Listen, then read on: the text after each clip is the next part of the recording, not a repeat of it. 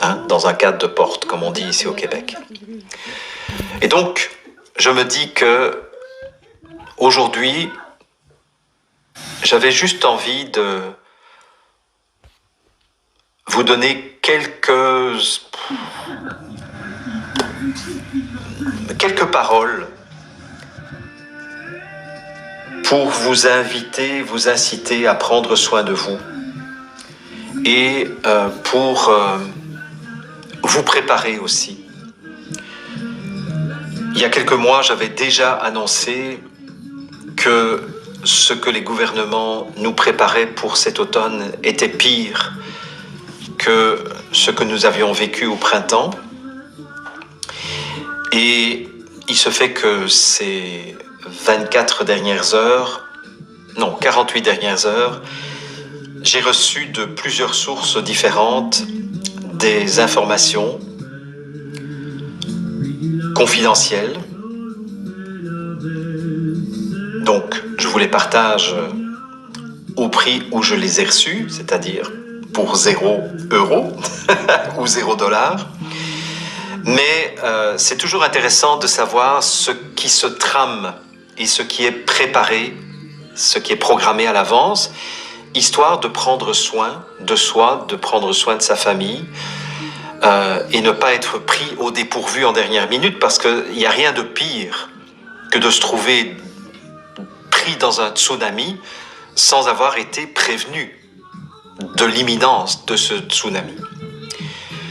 Donc, les informations que j'ai reçues de personnes qui en ont marre et qui veulent qu'on sache ce genre d'informations, c'est que quelques grandes entreprises françaises dans lesquelles le gouvernement a des participations, je vous laisse deviner lesquelles, parce que je ne veux pas non plus brûler et compromettre les personnes qui m'ont donné ces informations, mais imaginez des grosses entreprises françaises dans lesquelles il y a une participation du gouvernement. Ça va? Bon. Ces entreprises ont été toutes prévenues avec le même message, c'est que la France va être reconfinée le 28 octobre 2020. Donc on est reparti pour un tour. Et c'est un confinement qui va très probablement durer plusieurs mois. J'ai aussi une information reçue de la haute hiérarchie des forces armées françaises, où on leur a demandé de se préparer à tous les scénarios possibles de guerre civile au mois de novembre en France. Ça ne veut pas dire que ça va arriver, mais ça veut dire qu'on a demandé aux militaires, aux généraux, de se préparer à toute éventualité pour faire face à ce qui pourrait dégénérer en termes de violence, violence qui démarrerait depuis les banlieues. Alors je ne sais pas si vous êtes au courant, mais dans les banlieues françaises, il y a un peu partout des caches d'armes très impressionnantes et très importantes. Et comme vous le savez aussi probablement, c'est que les banlieues françaises sont des lieux de non-droit dans lesquels la police ne s'aventure plus la plupart du temps. D'ailleurs, le film qui est sorti l'hiver dernier, qui est un film qui suit une brigade anti-émeute, anti-criminalité dans la banlieue de Seine-Saint-Denis, si mes souvenirs sont bons, qui est un film que j'ai trouvé extrêmement violent et en même temps extrêmement réaliste.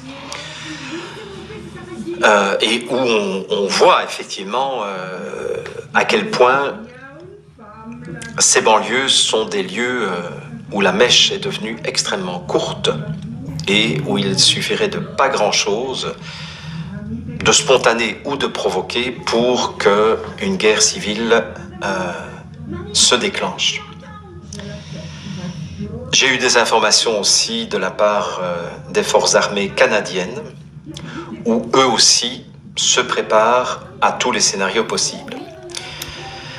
Alors pourquoi je vous dis tout ça après vous avoir dit que j'avais envie de vous transmettre des messages pour que vous puissiez prendre soin de vous?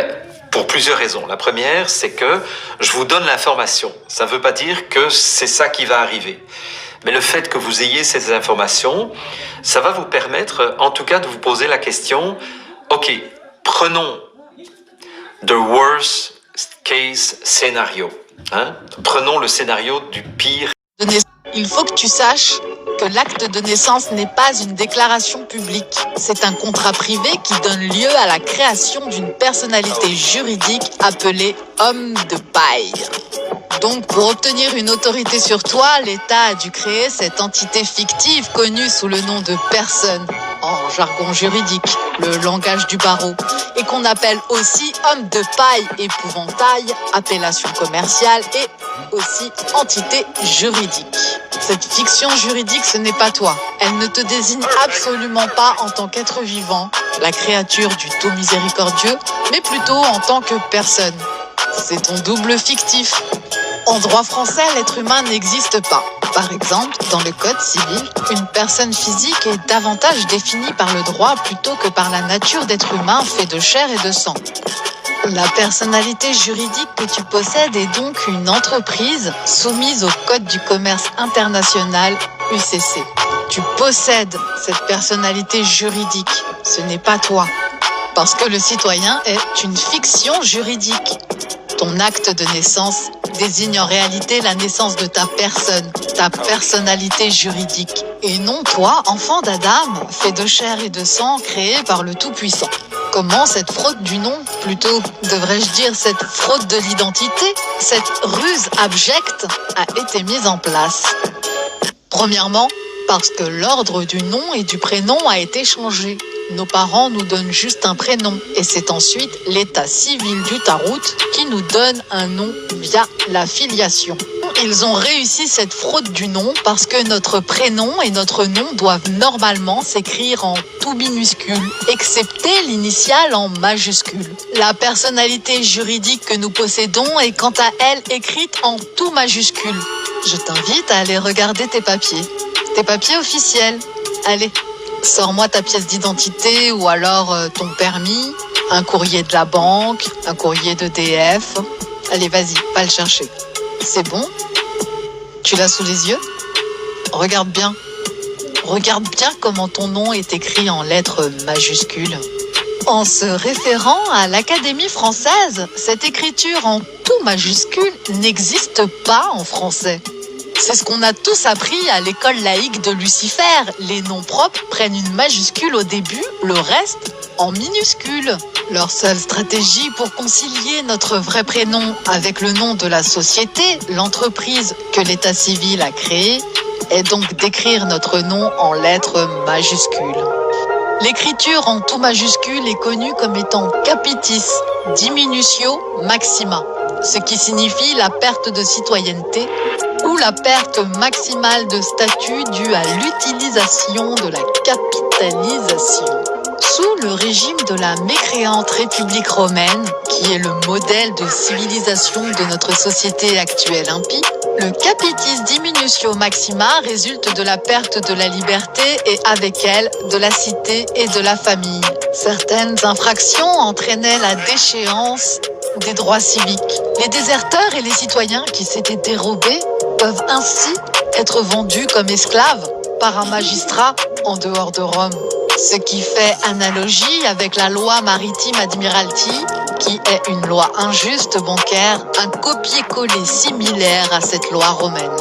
La loi maritime Admiralty qui dit que parce que tu es venu sur terre par les eaux de grossesse de ta mère, tu es un bien, tu es la propriété de l'État d'Utah. Et comme cadeau de bienvenue dans cette vie, un endettement dès la naissance par le biais de la sécurité sociale. Par ce fait, il est donc démontré que tous les pays, États, républiques, principautés, gouvernements, hommes de l'ombre, tous ces hommes démons qui veulent nous contrôler ont créé un second nous. Et celui qu'ils contrôlent est toujours en lettres majuscules. L'orthographe des noms de famille, patronymes, en France est régie par plusieurs textes, notamment par la loi du 6 Fructidor de l'an 2, principe d'immuabilité du nom, et par instruction générale relative à l'état civil Y du 11 mai 1999, journal officiel numéro 172 du 28 juillet 1999. L'article 106 qui a pour objet de décrire tout le détail de la forme que doivent avoir tous les actes concernant l'état civil, en particulier pour les noms de famille, les prénoms et les noms de lieu. L'écriture en tout majuscule est une typographie réservée aux sociétés et aux corporations. Cela indique bien que ta personnalité juridique est une fiction sans âme. Le problème, c'est que cette personne, cet homme de paille, ne t'appartient pas, mais appartient à l'État. Donc tout ce que tu possèdes, tout ce que tu as enregistré sous ce nom, appartient en réalité à l'État. Ta voiture, ta maison, tes enfants, ton compte bancaire. Parce que tous les actes de naissance et de mariage sont littéralement des récipicés d'entrepôt. Si tu regardes bien, prête attention. Tu verras sur les deux documents, tu trouveras également une date d'émission du document, un numéro de série, un numéro d'enregistrement ou de réception, une description succincte de la marchandise, nom, prénom, sexe, le nom du producteur, à savoir le nom légal de ton père et de ta mère, ou dans leur délire, le nom du parent 1, parent 2, plus une personne autorisée à notifier l'acte de l'agence gouvernementale appropriée. Alors, vérifie sur ton permis de conduire, sur ta carte de la sécurité sociale, sur ta carte verte d'assurance voiture, sur ta carte d'identité ou alors ton passeport. Vérifie donc à chaque fois que tu reçois une facture, une assignation, une amende, un badge. Ton nom est toujours inscrit en lettres majuscules. Parce que tu es leur esclave. Que tu en sois conscient ou pas, c'est comme ça. Nous sommes nés dans la servitude programmée. Dis-toi que quoi que ce soit ayant un rapport avec tes affaires, ton nom sera toujours écrit en lettres majuscules parce que seules les lettres majuscules peuvent être traitées par les banques et les gouvernements. Chaque fois que tu signes un document dans lequel ton nom est inscrit en lettres majuscules, sache qu'ils te dominent. Ils prennent juridiction sur toi. Dès lors, ils peuvent te traîner devant leur justice de transgresseur. Et maintenant, voyons comment ta personnalité juridique a été mise en esclavage par la dette. Tu sais à quoi sert la dette? À faire de toi et de ta descendance des esclaves. Faut bien conscientiser qu'à ta naissance, en réalité, celle de ta personnalité juridique, l'État t'attribue une valeur. Cette valeur, elle est faite en fonction de ta date de naissance ou de ton âge si tu arrives plus tard dans le pays. Elle est basée sur l'étape de mortalité actuarielle. C'est le même calcul utilisé par l'assurance vie. L'État détermine en moyenne l'âge de ta mort. Il estime ce que tu vas accumuler comme paiement, consommation et calcule combien tu vas coûter. Ils se servent de ça comme caution aux banques pour leur emprunt sur les marchés financiers. Ils vendent ton énergie à pouvoir créer de l'argent. Ils te vendent aux banksters comme une marchandise. Le pompon, c'est que la sécurité sociale, cette soi-disant avancée dans le droit social, a servi à ça. Elle a servi à te relier à des coordonnées bancaires sur lesquelles ils pouvaient endetter, comme ils voulaient, ta personnalité juridique. Et toi, en tant qu'être humain qui représente la personnalité juridique, tu passes toute ta vie à courir, à travailler pour rembourser. Travaille, consomme, paye, meurt, j'ai envie de te dire. Donc les numéros de sécurité sociale sont en fait des numéros de compte bancaire et c'est avec ça qu'ils créent la dette. Et là, tu comprends pourquoi une telle affluence des réfugiés, parce que la première chose qu'on leur donne, c'est un numéro de sécurité sociale. Et comme la dette se transfère et s'échange, elle se balade dans le monde. Ils créent des comptes dans des banques étrangères avec ton numéro de sécurité sociale. Sais-tu pourquoi ils font ça? C'est parce que pratiquement tous les gouvernements du monde opèrent dans un état de faillite. La plupart des gouvernements du monde sont des sociétés enregistrées au registre du commerce. La France, son sirène, c'est 100 000 017. Et ces sociétés font du commerce pour le profit. À ce jour, aucune monnaie en circulation aujourd'hui, y compris le dollar américain et l'euro, n'est indexée sur une valeur quelconque et ne vaut donc que le papier sur lequel elle est imprimée. Tu as déjà entendu dire que les banques créent de l'argent à partir de rien. La nuance est qu'elles ne créent pas d'argent. Elles créent de l'euro à partir de rien, qui lui n'est indexé sur aucune valeur réelle. C'est un billet dette. L'euro n'est pas de l'argent. Donc ce que font les banques, elles créent de la dette à partir de rien. Et toi, tu passes ta vie, tout le reste de ta vie à créer de l'argent.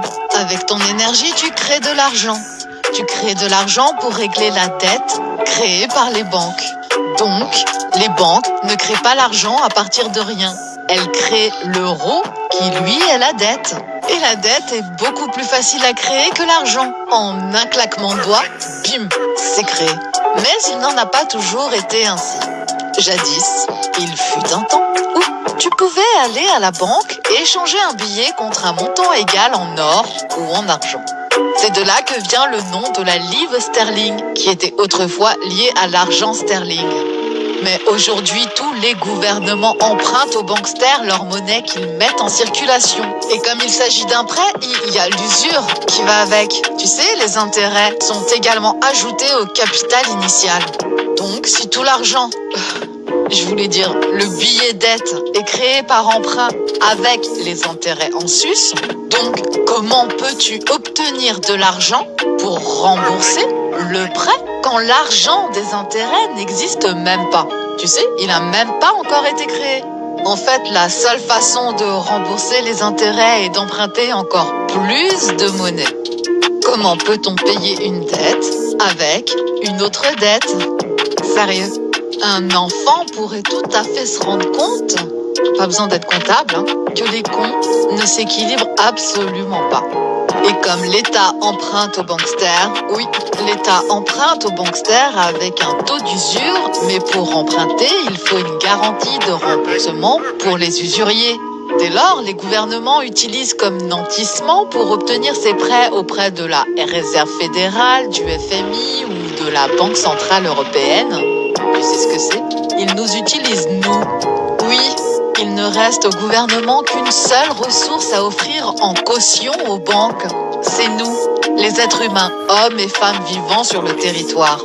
Nous sommes réduits à l'état de ressources humaines pour acheter, vendre, faire de l'argent et payer les taxes. Nous sommes donc considérés comme des marchandises. Sarkozy a révélé la vérité sur notre condition d'esclaves consentants. L'humain n'est pas une marchandise comme les autres. En d'autres mots, ces politiciens ont mis leur peuple en caution aux banques privées d'usuriers. Et pourtant, l'usure a toujours été interdite dans toutes les religions monothéistes.